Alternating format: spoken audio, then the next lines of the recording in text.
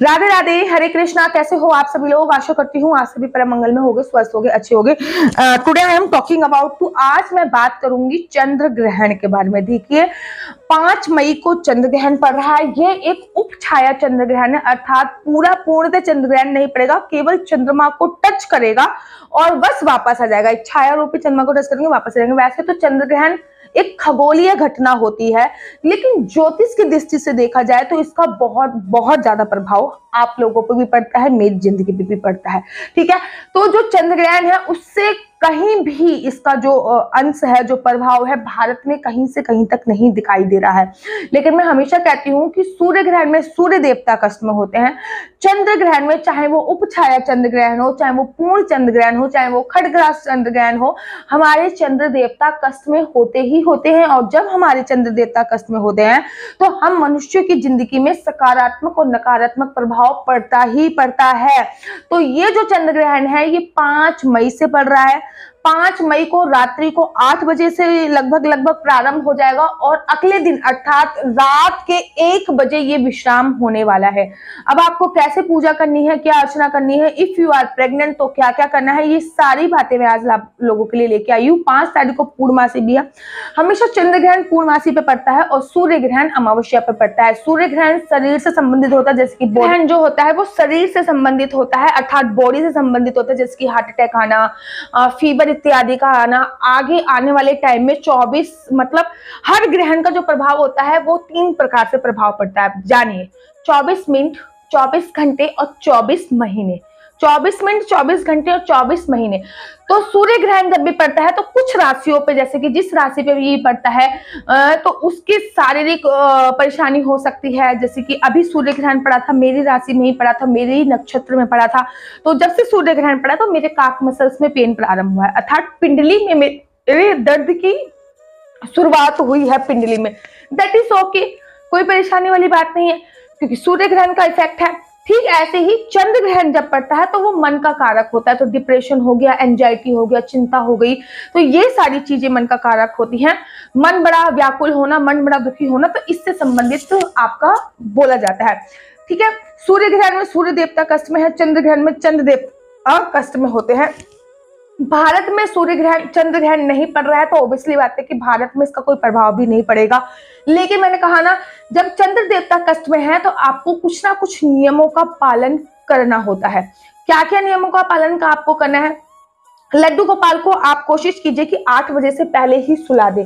कोशिश कीजिए कि आप 5 तारीख को पूर्णमासी है, पूर्णमासी का जल, पूर्णमासी को चांद को देख के जल देना होता है। चांद के निकलने का समय 6:45 पे है। 6:45 पर जब चांद निकल जाए तो आप पूर्णमासी का अर्घ देके अपना व्रत खोल लीजिए और उसके बाद लड्डू गोपाल को भोग इत्यादि लगा के 8 बजे तक आप लड्डू गोपाल को किसी भी कीमत पे सुला दीजिए। 8 बजे से पहले कुछ नींबू जो होते हैं वो काट के रख लीजिए अपने घर के चारों कोनों में, क्योंकि आप लोग भी सो जाओगे। अपने घर के चारों कोनों में उन नींबू को लगा के रखिए। अपने घर के सारे जितने भी कोने हैं सब में आपको नींबू लगा के रखना है। और अगर आप प्रेग्नेंट है, इफ यू आर प्रेग्नेंट, तो आप तुलसी के पत्ते को पीस कर भी अपने पेट पे लगा सकते हैं। गेरू आता है उसको पीस कर लगा सकते हैं, चंदन आता है चंदन को पीस कर भी लगा सकते हैं।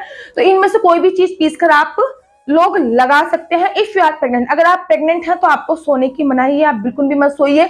ग्रहण में जितना हो सके मंत्र जाप अवश्य और अवश्य कीजिए और अपने आसपास तो नींबू की एक लेयर जरूर और जरूर बना लीजिए। जब भी ग्रहण समाप्त हो जाए उसके बाद आप इजीली सो सकते हैं, ऐसा आप कीजिए। जो भी खाना इत्यादि है वो 8 बजे तक समाप्त कर लीजिए। एक दिन जल्दी खाना खा लोगे तो कुछ नहीं होगा।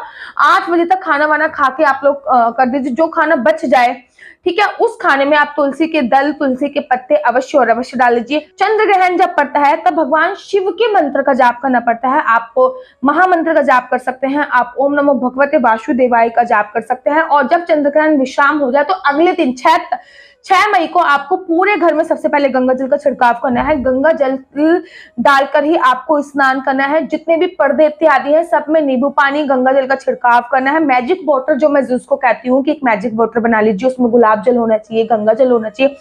नींबू पानी डाल दीजिए, वो that is called magic water है, फिटकरी का पानी डाल लीजिए, वो चमत्कारी पानी बन जाता है जो घर की सारी नकारात्मक चीजों को हटा देता है। तो घर की सारी 6 तारीख को सुबह सुबह पूरे घर में इस पानी का आपको छिड़काव अवश्य करना है। जो भी आपने नींबू काट के रखे हुए हैं, एक हाथ में पॉलिथीन पहनना है और वो नींबू उठाने हैं, डस्टबिन में थ्रो आउट करके आने हैं। अपने घर के चद्दर पर्दे जो भी होते हैं वो सारे धुलने के लिए आपको डाल देने हैं। रात्रि को आपने जो भी कपड़े पहने थे वो तो वैसे भी धुलने होते हैं, लेकिन ध्यान दीजिए इसमें थोड़ा सा नींबू डालकर धो दीजिए।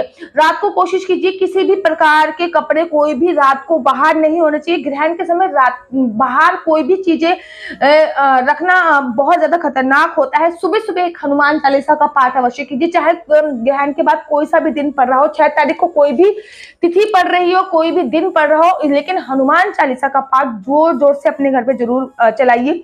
ग्रहण के पश्चात 6 तारीख को हल्दी और चंदन डालकर, हल्दी हो गया, चंदन हो गया और चावल को मिक्स करके अपने घर के बाहर स्वास्तिक अवश्य बनाइए। मंदिर की डीप क्लीनिंग नहीं कर सकते तो मंदिर को हल्का से पानी से छिड़काव अवश्य दीजिए, मंदिर की क्लीनिंग अवश्य कीजिए। तो कुछ इन नियमों का आपको जब पालन करते हो तो कहीं भी हो सूर्य ग्रहण तो उसका प्रभाव आप पे सकारात्मक होता है। देखिए सूर्य ग्रहण और चंद्र ग्रहण कहीं भी हो तो उसका प्रभाव मनुष्य जीवन पे पड़ता ही पड़ता है।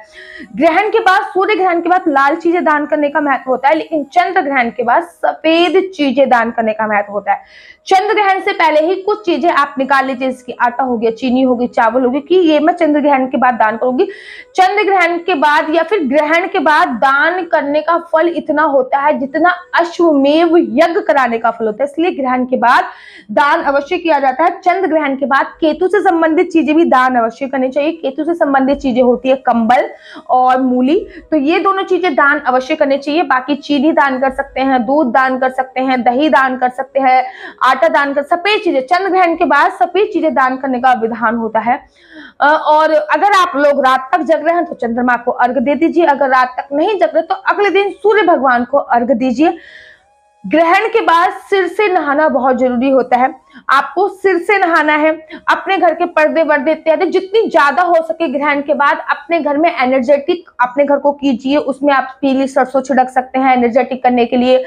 सूर्य की रोशनी आपके घर पे होए, ऐसा कुछ आपको करना है कि सूरज की रोशनी आए ताकि आपके घर की कितनी भी प्रकार के कोई भी नेगेटिव चीज है वो सारी की सारी हट जाए। XYZ ग्रहण के समय बाहर नहीं जाना चाहिए। अच्छा, मैं ग्रहण के समय एक बार प्रेगनेंसी में बाहर गई थी, छत पे वॉक करने के लिए गई थी, मेरे साथ एक ऐसी घटना घटी थी ना, मैं आपको शब्दों में बयान नहीं कर सकती। मैं अपने दूसरे चैनल में उस घटना के बारे में आपको अवश्य और अवश्य अवगत कराऊंगी, और इसीलिए मैं बोल रही हूँ कि सावधान होने की आवश्यकता है। गर्भवती महिलाएं हैं तो एक तुलसी माला अपने कंठ में अवश्य धारण करें। तुलसी माला जब आप अपने कंठ में धारण कर लोगे तो XYZ किसी भी प्रकार की कोई भी आधी व्याधि आपको टच नहीं कर सकती है। मैंने भी अपने गर्भ में तुलसी माला ही धारण कर रखी थी, जिस वजह से मेरे को इसका प्रभाव पड़ा। भी ग्रहण खत्म हो जाए, चाहे वो उपछाया ग्रहण हो, चाहे वो कोई सा भी ग्रहण हो, जब भी ग्रहण खत्म हो जाता है तो घर में धूनी करना बहुत ज्यादा आवश्यक होता है। तो आप ना लौंग ले लीजिए, कपूर में 2 लौंग डाल लीजिए। अगर उपला मिल रहा है गाय का तो एक्सीलेंट है, बहुत अच्छा है। कपूर में 2 लौंग डालिए और थोड़ा सा गूगल डालिए, लोभान भी डाल सकते हैं, और उसकी घर में धूनी कीजिए, चाहे ताकि नेगेटिविटी बिल्कुल पूरी तरीके से निकल जाए। 5 तारीख का ग्रहण है तो आपको 6 तारीख को सुबह सुबह घर में धूनी अवश्य करनी है। और मैं तो कहती हूँ 2 दिन तक धूनी कर दिए, 2 दिन तक हनुमान चालीसा चलाइए, 2 दिन तक नित्य स्वास्तिक अवश्य और अवश्य बनाइए। तो बस इन बातों का ध्यान देना है। बाकी उपछाया चंद्र ग्रहण है, कोई इतना इफेक्टिव नहीं है। तो आशा करती हूँ कि आपको मेरी वीडियो अच्छी लगती होगी। अगर आपको मेरी वीडियो अच्छी लगती है तो आप अपना यूट्यूब चैनल हरि बोल को लाइक शेयर सब्सक्राइब करना बिल्कुल भी मत भूलिए। तब तक के लिए मुझे दीजिए इजाजत। राधे राधे, हरे कृष्णा।